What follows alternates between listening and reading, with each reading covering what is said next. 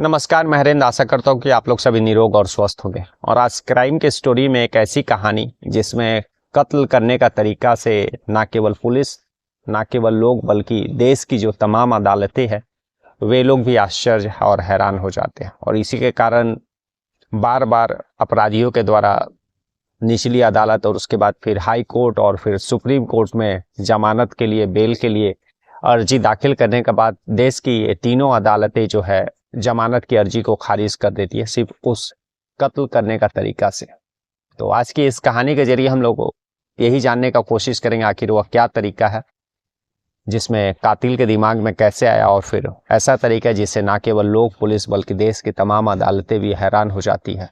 और इसी के कारण उन लोगों का जो है बेल एप्लीकेशन देश की तमाम अदालतों से खारिज होते जाते हैं। दरअसल ये कहानी जो है शुरू होता है 2016 के लास्ट से। और राजस्थान में एक बुहाना जगह है और वहां पर ही एक सागवा इलाका है। उसी सागवा इलाका में एक सचिन नाम का शख्स रहता था। आर्मी में जॉब करता था। करते हुए फिर धीरे धीरे जब वह लगभग साल, 1.5-2 साल जॉब कर लेता है तो फिर उसका एक शादी अल्पना नाम की एक लड़की से होता है। शादी में वह छुट्टी में आता है और फिर शादी के बाद जो है वापस वह ड्यूटी पे चल जाता है। असम में उसका पोस्टिंग था। पत्नी घर पर रहती थी और घर पर उसकी माँ यानी उसकी पत्नी अल्पना का सास और जो ससुर थे वे भी घर पर रहते थे, लेकिन काम के सिलसिले में वे ज़्यादातर जो है घर से बाहर ही रहते थे। तो मिला जुला कर सब चीज़ ठीक चलता। शादी के बाद लगभग 6 महीना 9 महीना तक सब चीज़ ठीक चलता, कहीं से कोई शिकायत नहीं।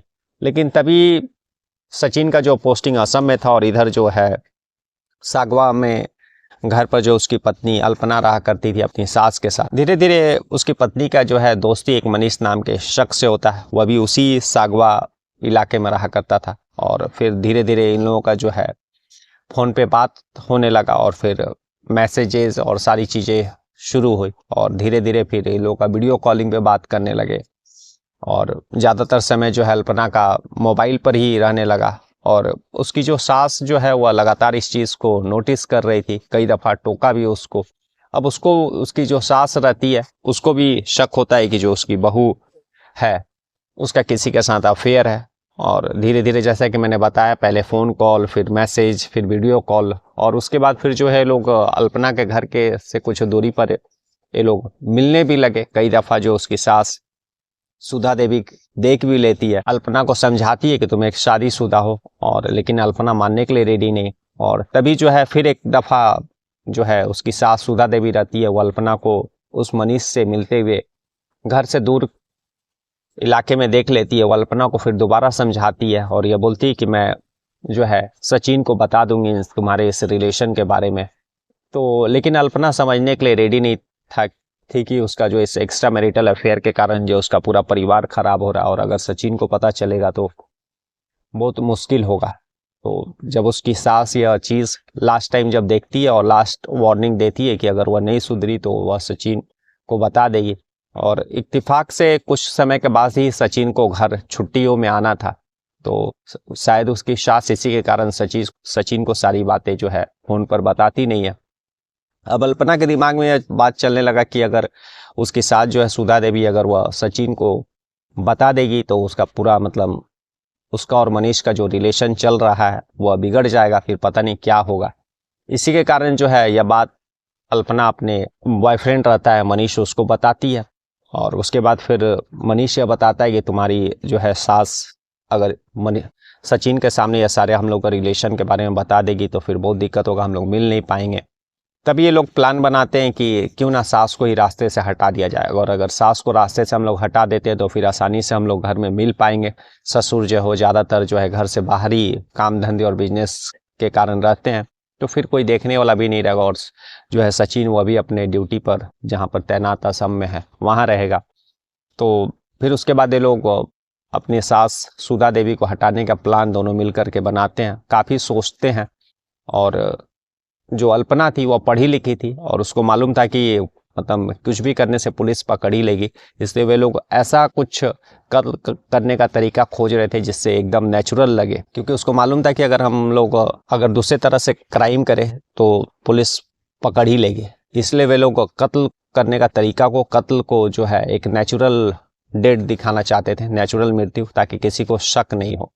काफ़ी सोचते हैं, विचारते हैं, उसके बाद फिर उन लोगों को आइडिया आता है कि क्यों ना जो है सांप से डसवा करके उसकी जो सांस है उसका कत्ल कर दिया जाए, किसी को कोई शक भी नहीं होगा, क्योंकि सांप के काटने, सांप में तो खूब जहर होता है और सांप जब काटेगा तो उसके जहर से किसी का भी मृत्यु हो जा सकता है। अब जो है वे लोग यही प्लान फिक्स करते हैं। उसके बाद जो है मनीष एक सपेरा को खोजता है ताकि वह सांप उसको मिल सके और फिर अपना जो है उस कत्ल करने, उस वारदात को अंजाम दे सके। तभी उसको एक सपेरा मिलता है। उसके बाद फिर उससे एक जहरीला सांप का डील होता है। वह सांप लेता है उस सपेरे से बताए हुए समय पर, और 2 जून 2018 का समय था। सांप लेने के बाद जो है एक बैग में करके सपेरा उसको देता है मनीष को, तय स्थान पर उसको बुला करके, और तय रकम भी मनीष उसके लिए अदा करता है। और फिर वह बैग ले जा करके वह अल्पना को दे देता है। अल्पना उस बैग को घर में रख देती है छुपा करके, और फिर ये दोनों रात होने का इंतजार करते हैं। 2 जून 2018 का समय था, और रात का खाना में अल्पना अपनी सास के भोजन में जो है कुछ नींद की गोलियां मिला देती है। सास उसका खाने के बाद पूरी तरह से नींद में सो जाती है। सो जाने के बाद जो है अल्पना अपना जो बॉयफ्रेंड रहता है मनीष, उसको घर पे बुलाती है, और उसके बाद फिर जो है ये लोग अब सांप को बैग से निकालने का तैयारी में थे। तभी दोनों सोचते हैं कि मतलब यह कैसे ये होगा। सांप को तो नहीं पता है कि वह उसको किसको डसना और किसको नहीं डसना है। इसी उधेड़-बुन में वे लोग फंस जाते हैं, और फिर जो है अपनी सास सुधा देवी जो उसकी गहरी नींद में रहती है उसका लोग गला दबा करके, गला घोट करके उसकी सांसें बंद कर देते हैं। और सांप भी वे लोग लाए थे, सांप का भी यूज करना था, इसीलिए वे लोग कमरे में सांप का बैग खोल देते हैं, सांप को छोड़ देते हैं और बाहर से जो है दरवाजा बंद कर देते हैं। अब अगली सुबह आता है। सुबह होने पर जो अल्पना रहती है वह चिल्लाती है, बिलखती है। उसकी आवाज़ सुन करके आसपास के पड़ोस के लोग जो है जुटते हैं, और जुटने के बाद वो बताती है कि सास को जो है सुधा देवी को सांप ने काट लिया रात में। वह रात को सोई थी ठीक ठाक खाना खाने के बाद, और सुबह उठने पर जो है सांप ने काट लिया। सांप का दागी भी दिखाई दे रहा था। पड़ोस के लोग भी जा करके देखते हैं, कायदे से उसके पैर पर जो है सांप के दांतों के निशान भी थे। और फिर उसी में से पड़ोसियों में से किसी ने पुलिस स्टेशन को इन्फॉर्म कर दिया। पुलिस आती है, तफ्तीश करती है, आसपास के लोगों से पूछताछ करती है। तो यह बात पूरी तरह से ना केवल उस इलाके में बल्कि दूर दूर तक यह बात पहुंच गई थी कि एक महिला जिसका नाम सुधा देवी है, उस रात में ठीक ठाक से खाना खाकर सोई, लेकिन सोने के ही दौरान जो है सांप ने डस लिया और उसकी जो है मृत्यु हो गई। अब यह बात पूरी तरह से उस इलाके में फैल गई। पुलिस भी तफ्तीश करने गई तो लोगों से, जब आस पड़ोस के लोगों से पूछताछ की, जो जिसने पहली दफ़ा लाश को देखने गए, तो सभी लोग यही बताए कि सर उसको रात में ठीक से ही खा करके सोई और सुबह में जो है सांप ने उसको काट लिया था और उसके कारण उसकी जो है मृत्यु हो गई। तो पुलिस भी यही मान के चलती है कि जो है उसका मृत्यु सांप के डसने से हुआ। खैर, पुलिस बॉडी को लेकर के पोस्टमार्टम के लिए भेज देती है, और इधर जैसे ही सूचना सचिन को मिलता है वह वापस तुरंत आसाम, जहां वह पोस्टेड था, वहां से अपने गांव आता है। और ससुर भी जो है वह भी बाहर थे, वे भी गांव पहुंचते हैं। और फिर बाकी जो है क्रियाक्रम, पोस्टमार्टम के बाद जो है बॉडी क्रियाक्रम के लिए दे दिया जाता है और उसका क्रियाक्रम संपन्न होता है।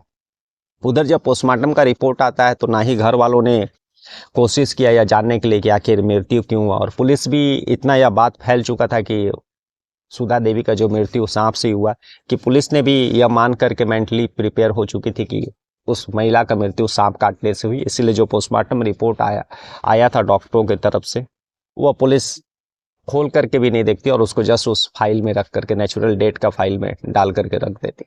समय बीतता है, 6-7 महीना, 8 महीना हो जाता है, और सचिन जैसा कि अपने माँ के क्रियाक्रम में आया था, और फिर 1-2 महीना के बाद वापस क्रियाक्रम कंप्लीट होने के बाद वह चल जाता है।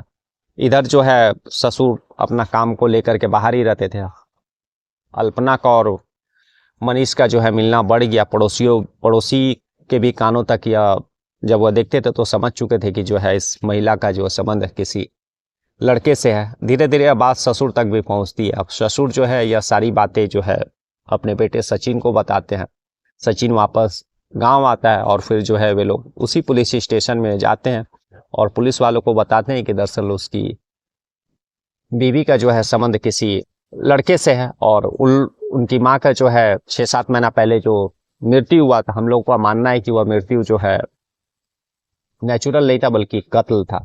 पुलिस जब यह सुनती है, सचिन जो था वह एक आर्मी मैन था, तो पुलिस को यह बात मानना पड़ा और तफ्तीश जो है एक उस एंगल से करना पड़ा। अब पुलिस जो है उसकी गुपचुप तरीके से उसकी पत्नी जो अल्पना रहती है उस पर नजर रखती है, और जब तफ्तीश करती है तो पता चलता है कि हाँ, इसका एक संबंध एक लड़का जिसका नाम मनीष है उसके साथ है।